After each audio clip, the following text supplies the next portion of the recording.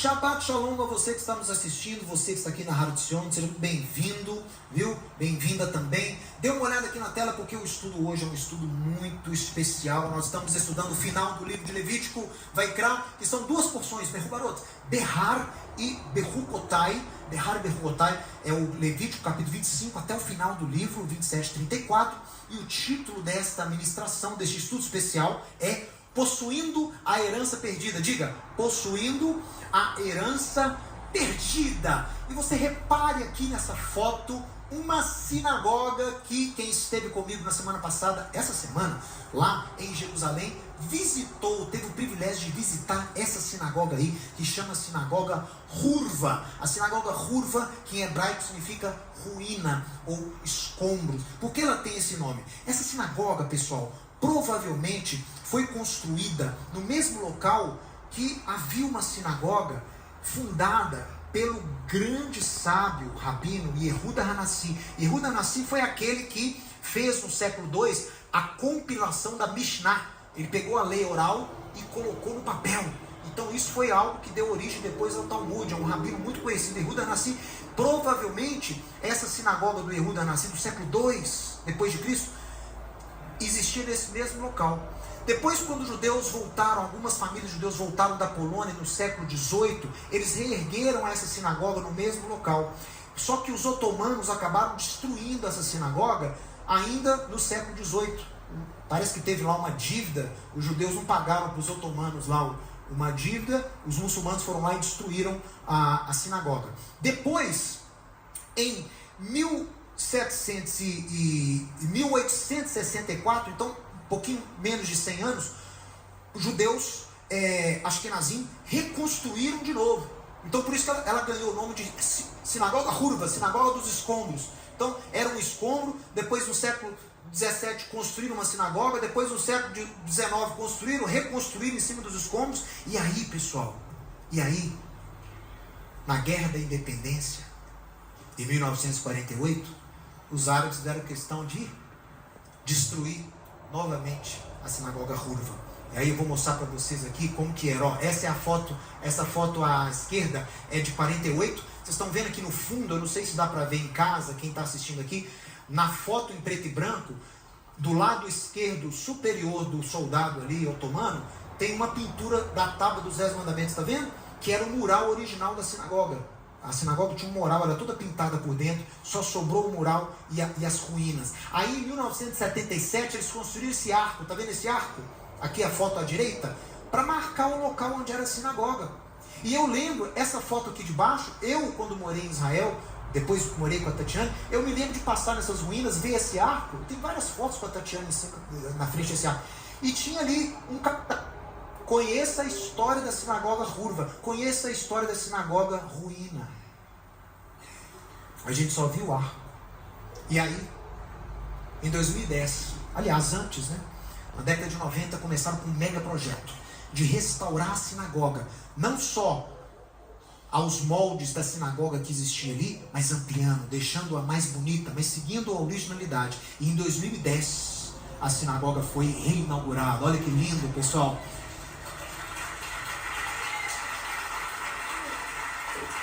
Quem visitou lá com a gente em Israel viu a sinagoga Hurva.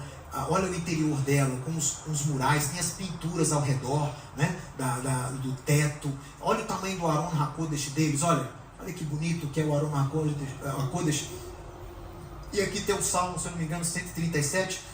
Se eu me esquecer de ti, Yerushalayim, que o braço direito se desloca, que a minha língua colhe o paladar, então está lá, Imeshkaher Yerushalayim, Tishkahemeni, está na cortina deles, e olha que bonito. Então o nosso grupo foi ali, visitou, e foi algo muito importante. E por que eu escolhi essa foto, esse tema, como abertura dessa ministração?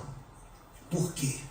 Porque nós estamos falando de uma porção, de uma paraxá, que trata de um evento muito especial. Evento chamado de Yovel. Você pode dizer em hebraico? Yovel.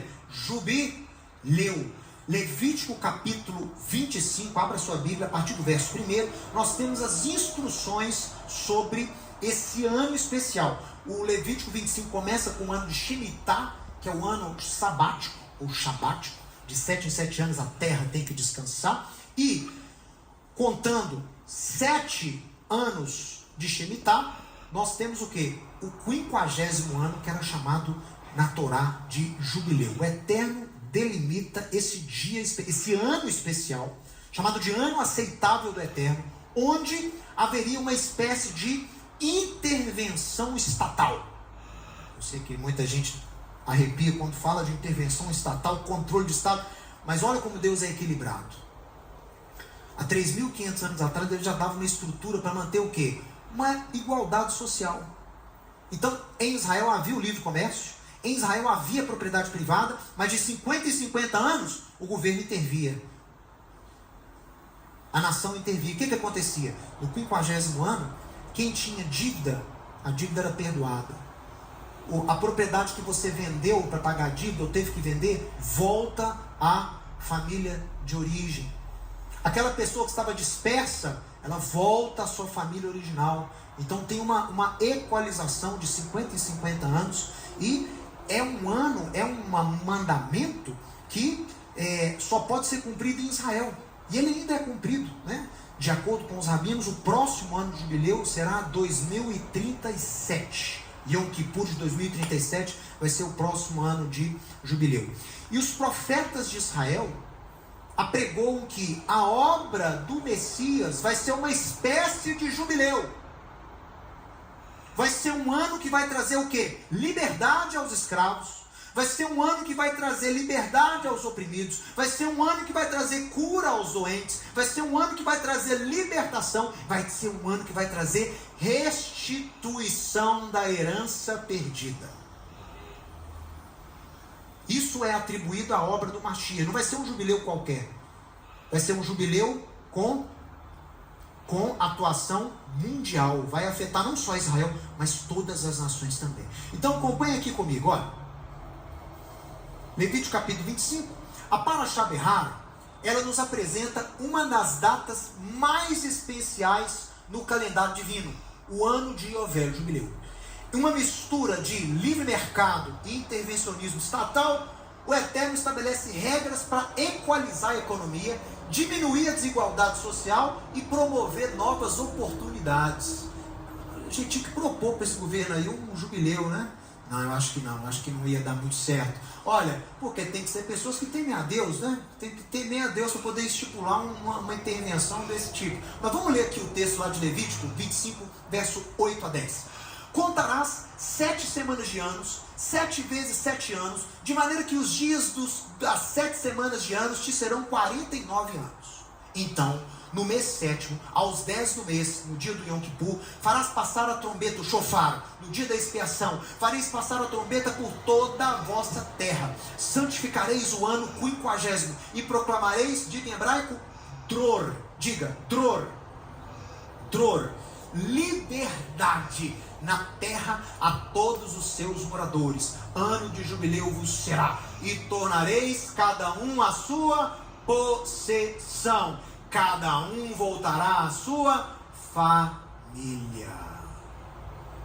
Isso os rabinos sempre interpretaram como sendo algo profético.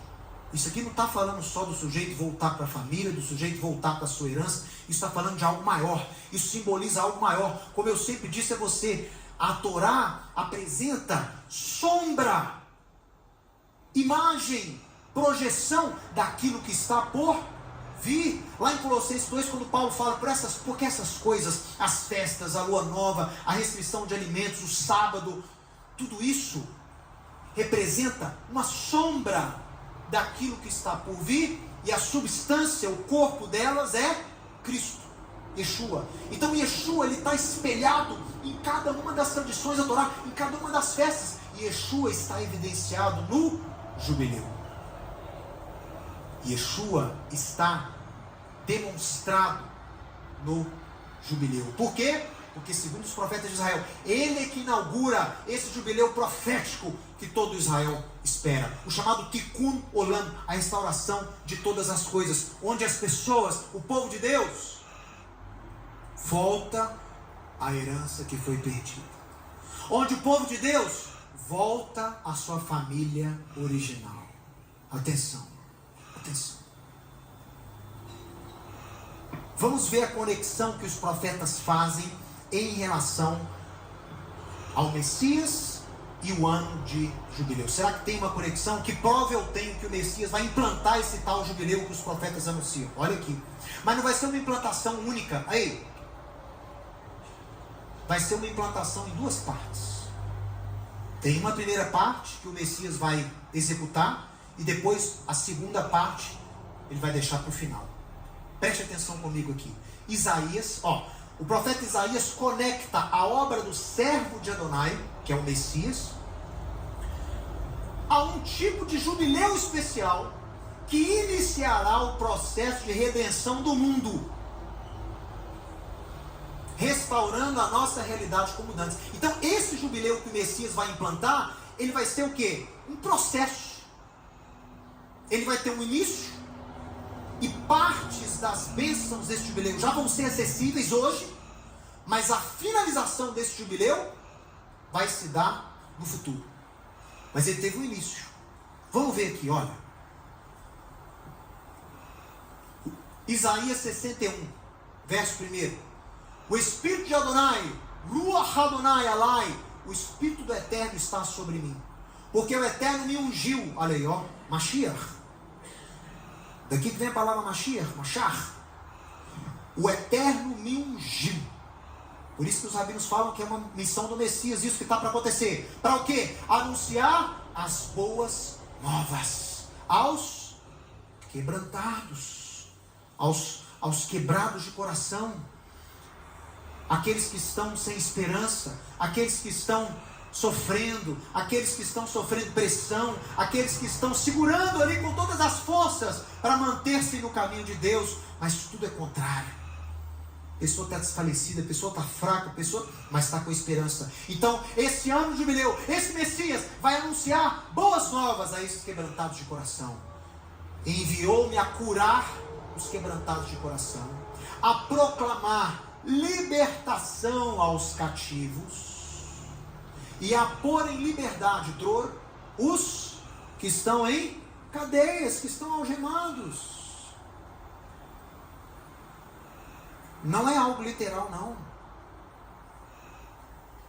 Simboliza uma libertação muito superior a uma libertação física. É libertação da alma. É libertação da sua carne, porque isso exige uma transformação interna, isso exige um milagre interno, isso exige Espírito de Deus dentro de você, vai fazer uma revolução dentro de você. Então, ele te anuncia as boas novas, renova a sua esperança. Olha aí, lembra da palavra esperança em hebraico? Como que é esperança em hebraico? Que é o título do hino de Israel. Como é que chama o hino de Israel? Ha-tikvah. Ha-tikvah, a esperança. Tikvah em hebraico vem da raiz kav. O que é kav? Linha. O que é tikvah no conceito original? É a linha que te conecta às promessas de Deus. Essa linha que te conecta chama esperança. Tikvah. A promessa está feita, não aconteceu ainda, mas eu creio porque eu estou ligado àquela promessa pela esperança.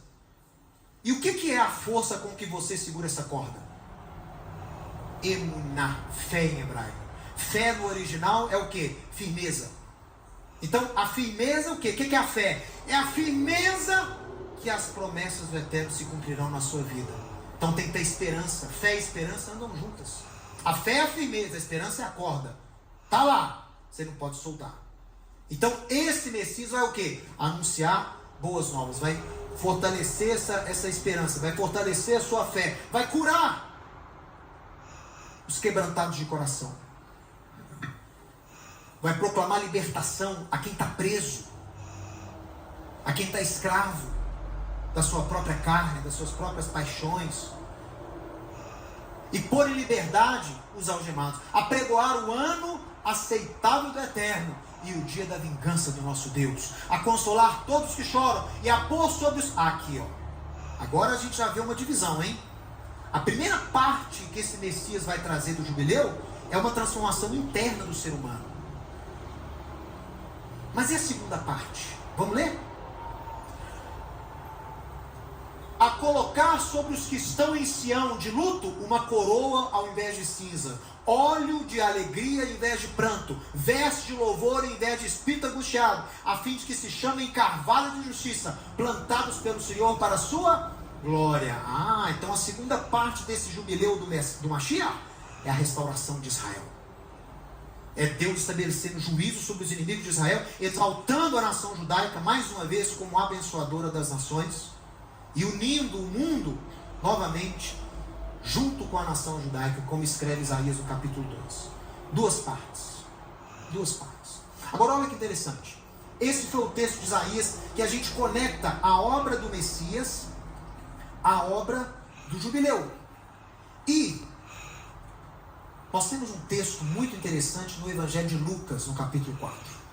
Lá, segundo o seu costume, Yeshua tinha o costume de ir à sinagoga, não tinha? O texto de Lucas 4, se você ler o capítulo, você vai ver que ele ensinava em várias sinagogas e crescia a sua glória. Então ele era um professor conhecido nas sinagogas da região. Eu tive o privilégio de ir com a caravana na sinagoga de Cafarnaum, onde Yeshua ensinou. Meu irmão, isso é um privilégio muito grande. Você pisar ali naquelas pedras e imaginar Yeshua ensinando ali para aquelas pessoas, curando, né, os enfermos ali dentro. Yeshua ensinava nas sinagogas. Mas esse dia foi especial. O Evangelho menciona que não foi um dia qualquer. Por quê? Ele foi na cidade onde fora criado. Olha aí, ó. Por que ele não ficou em Cafarnaum? Por que ele não leu em outra sinagoga? Não, ele voltou para Nazaré só para poder ler essa porção. Então era uma época especial para ele. Será que era a paraxá dele, do seu bar mitzvah? Não sei. Mas ele voltou para a sua cidade de onde ele foi criado. E lá ele foi na sinagoga no sábado. E foi chamado para ler Isaías 61. Não se lê o profeta sem antes ler a porção da Torá. E eu falei com vocês, de acordo com os achados na Guenizá do Cairo, no século XIX, Guenizá do Cairo era a sinagoga chamada Ben Ezra. Uma sinagoga muito antiga, de 1000 anos. Existe até hoje. E os rolos sagrados não podem ser jogados fora, a gente enterra. Então toda sinagoga tem uma guenizá. O que é guenizá? É o local onde você enterra os rolos, ou guarda os rolos. E foi descoberto nessa sinagoga de 1000 anos no Cairo, a guenizá. E lá eles acharam mais de 400.000 manuscritos. E começaram a estudar aquilo. Tinha vários tipos de texto. E um dos documentos era o calendário, o ciclo de leituras que eles usavam na época. Porque o ciclo de leituras hoje é 1 ano, né? Dura 1 ano.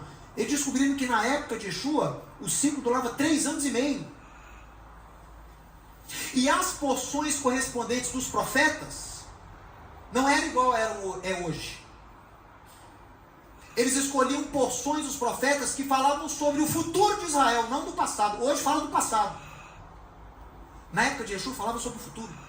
Então se Yeshua leu Isaías 61 como a Haftará, eu sei que naquele dia o assunto correspondente no Pentateuco é o quê? Levítico 25, é o jubileu. Então se leu essa paraxá, pode ter sido outra pessoa, depois chamaram Yeshua para ler a porção dos profetas. Vamos ver então a menção aqui do que aconteceu lá em Lucas capítulo 4, que foi o sábado onde se estudou a paraxá Behar.